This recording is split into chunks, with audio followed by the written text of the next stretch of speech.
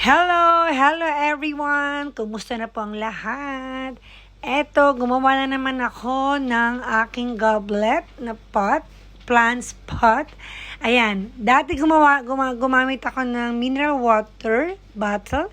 Ngayon naman gumamit ako ng Pepsi empty bottle. Sayang din naman kapag tinapon ko, kaya gumawa ako ulit. At yung plate din na bowl pala, na nag-order ako ng food, ito yung ginamit nila, na disposable na bowl. Kaya ginamit ko rin. Ginawa ko rin ng pot, nilagyan ko ng butas-butas para at least hindi mabulok yung halaman. So, ganyan, ginawa ko rin ng stand. Ginawa ko siya ng mineral water na stand. So, ayan. So, tatamnan ko siya ulit. Parang mini dwarf plants lang siya. So, ganyan. Dating gawi, pinasada ko sa apoy. So, ayan. So, ayan. Tinamnan ko na siya. Nilagyan ko ng cactus, ng jade plants. Ayan. So, okay na siya. So, ayan. Lumago na.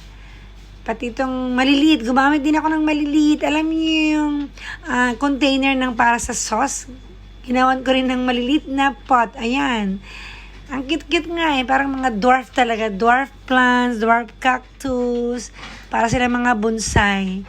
Nakikita na ako pag ganito. Ayan, cute-cute nila. So, lalago na yan. Buhay na nga sila. Ayan, no? So, actually, itong aking maliit na jar na to is lalagyan to ng mga alcohol. Kaya lang ginamit ko siya. Kasi nga, sayang din naman. Instead na itatapon ko siya, pinaglagyan ko ng mga halaman. Ayan siya, oh. O, diba? Cute-cute niya. So, mga dwarf lang sila. Yan, yung dating ginawa ko na vinegar empty bottle. Ayan, yung aking bisita, si Felix nandyan. So, ayan. Naka-display na sila.